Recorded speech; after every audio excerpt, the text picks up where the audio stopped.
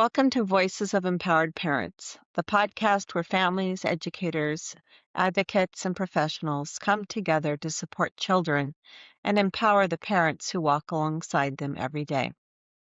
I am your host, Dr. Julianne Lane, founder of the Empowering Parents Network. Today, we're honored to share a conversation that speaks directly to the heart of the parenting journey. While every family's path is unique, many parents raising children with disabilities understand that emotions that come with navigating diagnoses, therapies, school meetings, advocacy efforts, and the daily responsibilities of caregiving. Joining us today is Tiara Brown, a healthcare professional, autism mom, and founder of a Faith and Autism platform that offers encouragement, hope, and support to families navigating similar experiences. Tara is the proud mother of an 8-year-old son with autism, intellectual disabilities, and childhood apraxia of speech. Through her journey, she has learned firsthand about resilience, patience, advocacy, and the importance of celebrating progress in all its forms. She is passionate about helping other parents recognize they are not alone and that even during the most challenging seasons, there is a hope to be found. Today, we'll talk about faith, advocacy, communication, caregiver well-being, and the lessons that come from raising a child with unique strengths and needs. Tara, welcome to the Voices of Empowered Parents. Thank you. Thank you for having me on your podcast. I truly appreciate it. Oh, we love having you here. So let's just start out. What has your journey as an autism mom taught you about resilience, faith, and finding strength during the difficult seasons? Well, my journey has taught me that resilience isn't about always being strong. There have been many days that I have been overwhelmed and I just relied on God. Faith has been my anchor, and that was how I was able to just get through the process of raising a child this on the spectrum. It has not been an easy road for me, but I just relied on God and I just trust God in the process and just leaned on faith. So that's what helped me get through it. That's wonderful. I'm a very faithful person myself and rely heavily on my faith in my own walk in life. And as I've served families, could you share a bit more about that resilience piece that you just mentioned? Because resilience isn't always strong. Would you mind sharing, it in detail or in not? Are you comfortable talking a little bit what resiliency looks like when it isn't strong? Yes, I can discuss that with you. It's not I learned that it's not always about being strong, but really about getting back up when you feel overwhelmed and just trusting God in the process. I'm a single parent raising a child that have two disabilities, which is very difficult. But I just learned that I can't always be strong all the time. I do have a good support system with my parents that have been helping me. I'm so thankful for them because I don't know what I would do without them. But they have been a lot of help to me. And I'm so grateful for them because if I didn't have them, I don't know what I would do without them. So that has been, they definitely have been my backbone when it comes to like raising my child. And that has been a lot of help for me. I was mom and dad to my girls, raising them, so I certainly do understand the single parent um, journey. When we talk about children with autism, many children uh, don't have communication skills, referred to oftentimes as nonverbal. So we look at what is referred to as AA communication. Can you tell us about how AA communication or another type of communication has helped your son express himself? And what would you like other families to understand about communication beyond spoken words? Okay, so my son, he used a AAC device, and the AAC device that he uses touch chat. That has been life changing for Kendall. At first, before when he didn't have the AAC device, it was really hard for him to communicate. I would have to try to figure out what he wanted. So the AAC device has changed his life completely, and it's really has been helpful for me as well because I would have to go through the crying stage with him because I would have to try to figure out what he wanted, and he would, point to what he wanted, and I would ask him, I'm like, Kendall, what do you want? And he'll show me what he wanted. So now that he has his AAC device, he's able to communicate his wants and his needs, and if he, any choices that he may have. So it's definitely really helpful for him. That's wonderful. And I guess I should have started by sharing with our listeners what an AAC device is, because I know for us who live in this world, we're used to talking about we're talking in alphabet soup, I say. So an AAC device for our listeners is an augmentative an alternative communication device that helps individuals who have trouble speaking or producing verbal language to express their thoughts, their wants, and their needs. And today, we often think of that as something that is a computer or an electronic device. And when we still had low tech only options, these could be communication boards or picture books or pointing charts. So today, as Tara, as you were talking about, our AAC devices are much more sophisticated and really provide an avenue for communication. It definitely has helped my son a lot. That's wonderful. So, as a single mom, how do you balance work, caregiving, advocacy, and daily responsibilities? And how do you protect your mental health and not lose yourself during that time?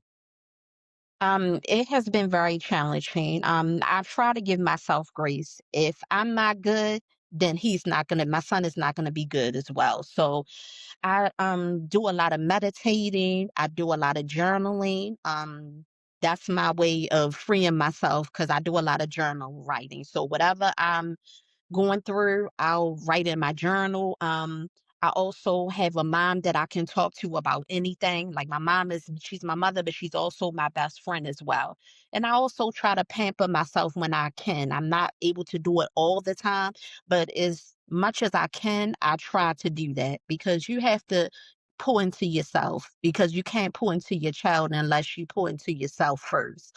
So I do know that it's hard when you're raising a child that has special need, and it's hard to, it's hard raising a child, especially if you're a single parent like myself. But I do encourage parents to try to pour into yourself, try to do something that you like, even if it's like going to get your hair done, going to get your nails done, a walk in the park or journaling. They are the type of things that I like to do that helps me with my mental health. I also talk to a therapist because it's really hard for me to cope with. Even though I got his diagnosis when he was 3 years old, I'm still, going through different changes in life with him. So I do encourage parents, if you need to talk to someone regarding your mental health, I really encourage parents to do that. I think that is very important. I think you're absolutely right, Tiara. We have to find those spaces to take care of ourselves, um, regardless how busy we are. If we don't have that time, our children do resonate off of us, regardless if they have a disability or not. And I'm so glad you're doing that. Yes. Yeah, it has been challenging, but I try my best to pour into myself as well. And that's great too that you've got your mom. Everyone needs somebody to talk to. Yes. You often talk about celebrating small victories. Can you talk a little bit about what those small victories may look like and why is that mindset so important? Well, I celebrate small victories because small victories may be, to me, I feel like it's big victories, but to some people, it may be small victories. Like with my son, every milestone he reaches, I try to celebrate him. Like, he's trying out new foods. At first, all he would eat is French fries from McDonald's, and I did not want to give my child French fries every single day from McDonald's, but that was all he would eat. So when he tries a new food, if I'm eating like the other day I was eating salmon and he wanted to taste my salmon. So I was really excited about him trying a new food because that's not something that he usually do. But now he's, trying to, get used to eating new food. So I'm really excited about that. Also another big, it might be small to some people, but to me it was big. My son, he was student of the week. So that was really good for him to become student of the week at his school. And I enjoy listening to the children. It was like a journal book that the children had wrote comments about my son. And I worried about my son being bullied in school because, by him having a disability. So it made me feel so good that the children, his peers, they liked him and the nice comments that they made about my son. So that was really that was a huge milestone for me, for him to become student of the week in his class. So that was another milestone. So I encourage parents to, like, even though your child may be behind on some things and they may not be on the same level as their peers, try to celebrate all of their small wins. I celebrate everything about my son. Even when he became potty trained at 5 years old. So that was a huge win for me as well with him. So every little milestone, it may be little to some parents that don't have a child that have a disability, but it's huge to me. I just love that your school is recognizing children with disabilities and the student of the week or the student of the month. That's amazing. Yeah, that really made me feel good. Oh yeah, absolutely. I'm delighted. When I was first started teaching many decades ago, we were doing student of the month or student of the week, but it was for like a grade level. And so children with disabilities were never being recognized. And I remember starting that in my own classroom and talking to the school principal about being able to recognize all students, regardless of where they were receiving their education. So that is awesome. And I think those small wins that you talked about are significant. They're huge because our children with special needs have to work so much harder to, Yeah, they do. they do. And we need to really recognize that. And as you were talking, I was reflecting too on those small joys that we often overlook in life because we're so busy. We're so busy striving for so much more. And children with special needs have a way, and even adults with disabilities have a way of reminding of us of those simple joys in life, those things that you walk by and you just have to kind of chuckle and smile because they're doing something that's just so sweet and kind and simple, not as in the way of simple minded, but it's just a small act that we forget to do when we're moving as quick as we are in life. I agree.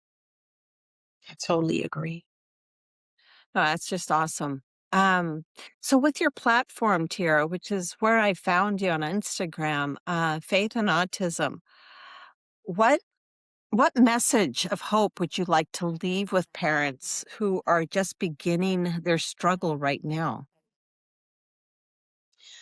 Well, the message that I would like to give to parents is the reason why I created the Faith and Autism page is because I wanted to reach out to parents that walk the same walk as me. I knew I wasn't the only parent out here that was going through this, and I stayed quiet for a long time. I just started my page on Instagram January of this year.